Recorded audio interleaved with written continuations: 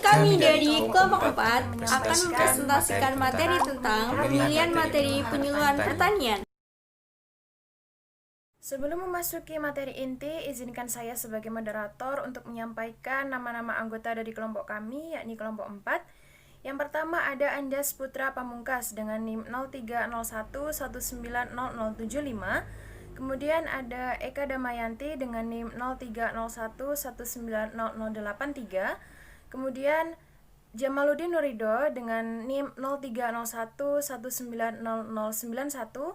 Kemudian saya sendiri Rafika Fasyadina Azmi dengan NIM 0301190099. Baik, langsung saja teman-teman untuk menyaksikan dan mendengarkan materi dari kami. Mohon untuk disimak sebaik-baiknya supaya kita juga bisa belajar bersama. Yang pertama langsung saja akan disampaikan oleh Saudara Jamaluddin Nurido. Kepada Saudara Jamal dipersilakan. Nah, untuk materi yang pertama yang akan saya sampaikan adalah definisi mengenai materi penyuluhan pertanian. Menurut Mardikanto, pada tahun 1993 menyebutkan bahwa materi penyuluhan pertanian adalah informasi atau pesan yang disampaikan oleh seorang penyuluh pertanian kepada masyarakat sasarannya. Nah, untuk menyampaikan pesan-pesan ini tentunya seperti P, S, dan K, pengetahuan, sikap, dan keterampilan. Materi yang kedua yang akan saya sampaikan adalah definisi mengenai materi penyuluhan pertanian yang disampaikan oleh Setiana pada tahun 2005. Beliau mendefinisikan bahwa materi penyuluhan pertanian adalah informasi yang diberikan ketika penyuluhan itu berlangsung kepada sasarannya, baik pelaku utama ataupun pelaku usaha di bidang pertanian, mengenai ilmu atau teknologi baru, mengenai permasalahan yang dihadapi petani, mengenai bagaimana solusi yang akan dipecahkan, bagaimana solusi yang akan diambil untuk memecahkan permasalahan tersebut, dan mengenai bagaimana meningkatkan produktivitas petani tersebut. Materi berikutnya adalah mengenai tujuan dari materi penyuluhan pertanian, di mana manfaatnya yaitu untuk memenuhi kebutuhan petani dan kepentingan petani ini. Petani dan keluarganya adalah pelaku utama, dan masyarakat yang memiliki usaha adalah pelaku usaha pertanian. Ini akan mengelola sumber daya alam yang dimiliki secara terpadu atau memanfaatkan kearifan lokal untuk diberdayakan sehingga banyak manfaat yang akan diperoleh di masa yang akan datang. Materi selanjutnya adalah pengelompokan materi penyuluhan pertanian. Ini dibagi menjadi 3. Yang pertama adalah materi teknik penyuluhan pertanian berkaitan dengan pengelolaan hama di sawah, berkaitan dengan bagaimana teknik penanaman yang bagus yang sesuai SOP atau standar operasional prosedur, dan bagaimana lahan ini hamanya dapat dikelola secara terpadu oleh pelaku utama pelaku usaha serta dibina oleh penyuluh. Yang kedua adalah berkaitan dengan perekonomian. Hal ini seperti pengelolaan koperasi, pengelolaan KUD, pengelolaan KEP atau kelembagaan ekonomi petani, serta bagaimana pemasaran hasil pertanian. Untuk yang ketiga adalah rumah tangga petani ini dihidupkan, bagaimana petani dan keluarganya memiliki semangat untuk sama-sama maju, mandiri, dan modern. Terus semangat untuk para petani di Indonesia. Sebagai contoh materi penyuluhan pertanian yang dapat disampaikan oleh petani mengenai teknik pertanian, yaitu bagaimana pengelolaan lahan, bagaimana pemilihan bibit seperti saat ini. Saat ini yang digunakan oleh petani adalah sistem tanam konvensional. Alangkah lebih bagus jika menggunakan sistem tanam yang jarwo atau jarwo super, di mana nanti akan jarak tanam itu diatur. Jarak tanam akan semakin longgar, maka sinar matahari yang diserap oleh pohon padi ini akan semakin maksimal, dan nutrisinya akan juga diserap secara maksimal. Itu nanti akan mempengaruhi hasil panen yang meningkat. Pengelolaan hama juga dapat dipermudah dengan bantuan pestisida nabati. Dengan pengelolaan hama secara terpadu, maka hasil panen akan meningkat dan kesejahteraan petani meningkat. Nah, cukup sekian materi yang dapat saya sampaikan. Terima kasih. Baik, terima kasih kepada Saudara Jamal atas penyampaian materi yang sudah diberikan. Langsung saja untuk materi selanjutnya akan disampaikan oleh Saudara Anjas Putra Pamungkas. Kepada Saudara Anjas dipersilakan. Baik, terima kasih Mbak Moderator. Di sini saya akan menjelaskan mengenai syarat pemilihan materi penyuluhan pertanian. Jadi, syarat pemilihan materi penyuluhan pertanian itu ada dua, yaitu ada satu secara teknis, yang kedua adalah secara sosiologis. Yang pertama adalah secara teknis. Secara teknis memungkinkan untuk dilaksanakan, mudah dipraktekkan, dapat dimanfaatkan, dan sederhana atau tidak rumit. Jadi, untuk materi ini sebisa mungkin bisa dilakukan untuk semua orang, jadi tidak membingungkan pihak-pihak yang akan diberikan materinya. Kemudian secara sosiologis dapat dipertanggungjawabkan. Inovasi yang dianjurkan hendaknya tidak boleh bertentangan dengan norma budaya yang hidup di masyarakat dan tidak bertentangan dengan akidah agama yang dianut sasaran penyuluhan pertanian. Setelahnya, agar materi yang akan kita sampaikan benar-benar efektif atau sesuai dengan kebutuhan sasaran, maka dalam melakukan pemilihan materi penyuluhan pertanian, hendaknya memperhatikan hal-hal sebagai berikut. Ada 10 hal yang harus diperhatikan dalam pemilihan materi agar dapat benar-benar efektif. Antara lain yaitu 1. Profitable atau memberikan manfaat atau keuntungan kepada sasaran sehingga dapat mudah diterima oleh masyarakat. Kemudian adalah komplementer, yaitu dapat melengkapi kegiatan yang ada sekarang atau mengisi waktu luang di antara kegiatan saat ini. Dapat dikatakan bahwa penyampaian materi ini dapat melengkapi kegiatan yang sedang dilakukan saat ini atau menjadi pelengkap itulah. Kemudian adalah compatibility, yaitu tidak bertentangan dengan adat istiadat dan kebudayaan masyarakat. Poin selanjutnya adalah simplicity, yaitu adalah simple atau sederhana, mudah dilaksanakan dan tidak memerlukan keterampilan yang terlalu tinggi atau khusus.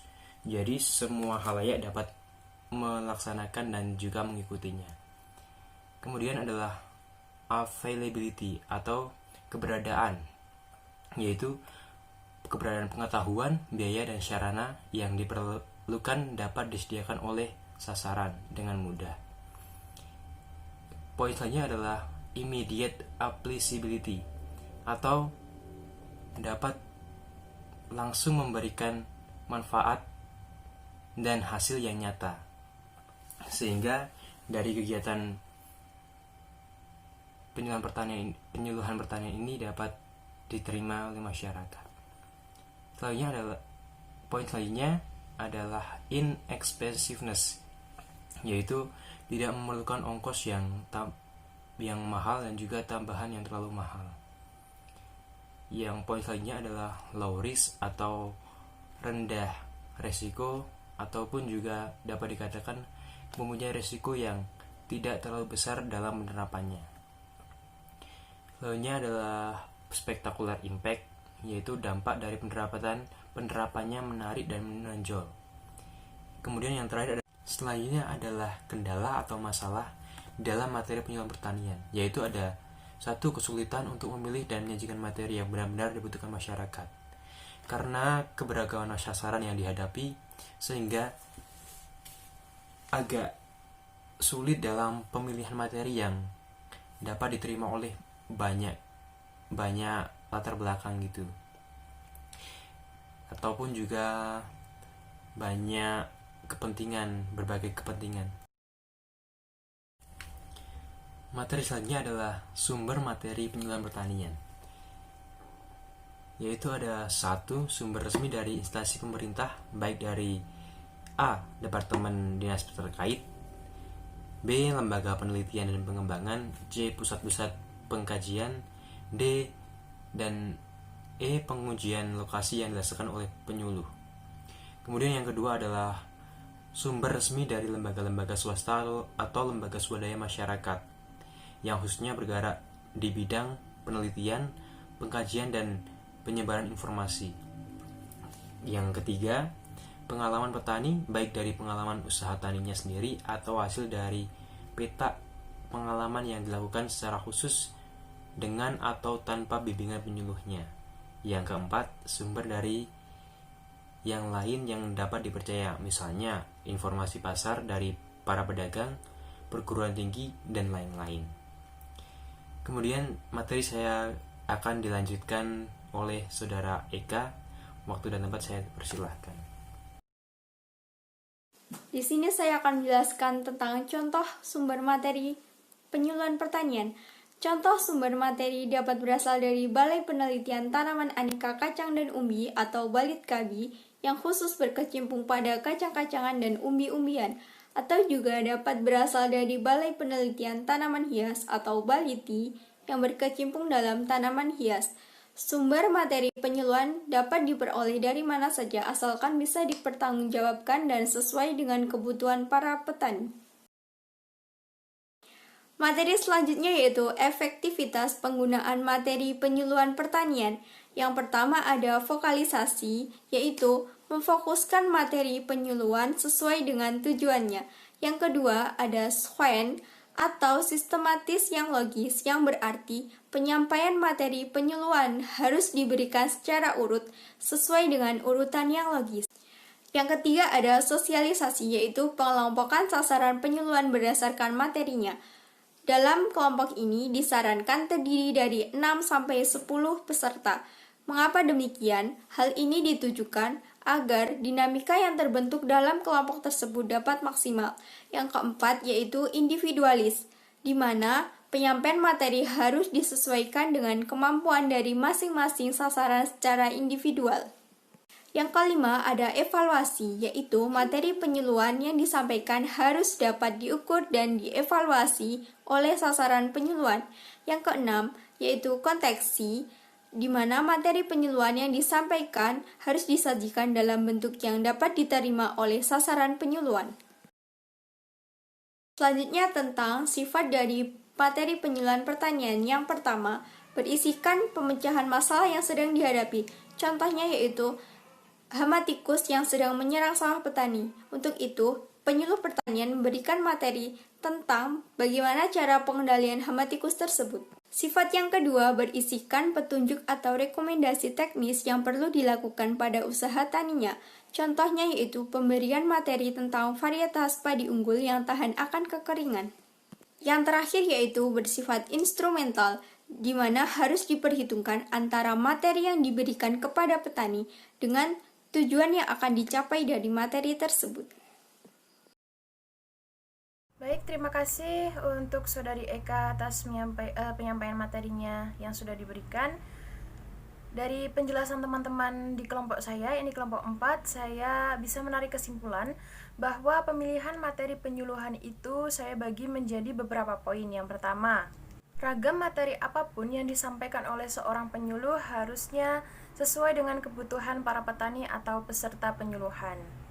Kemudian yang kedua, isi dari materi oleh penyuluh pertanian itu adalah berisikan tentang pemecahan masalah atau solusi yang harus dihadapi ketika menemukan suatu masalah yang dihadapi. Kemudian yang ketiga adalah materi itu berisi tentang instrumen atau rekomendasi teknis dalam pemecahan suatu materi sehingga solusi tersebut bisa diterapkan oleh masalah dan masalah tersebut dapat diselesaikan dengan secepatnya. Juga, materi itu bersifat instrumental. Mungkin cukup sekian materi yang bisa kami sampaikan. Semoga bermanfaat untuk kita semua, khususnya di kelas semester 3 penyuluh pertanian berkelanjutan. Semoga teman-teman bisa mengerti apa yang kami sampaikan. Saya membuka beberapa sesi diskusi di dalam Siato. Langsung saja teman-teman bisa membuka Siato untuk kita semua berdiskusi. Terima kasih. Cukup sekian, bila ada salah kata dari saya dan teman-teman mohon maaf. Wassalamualaikum warahmatullahi wabarakatuh.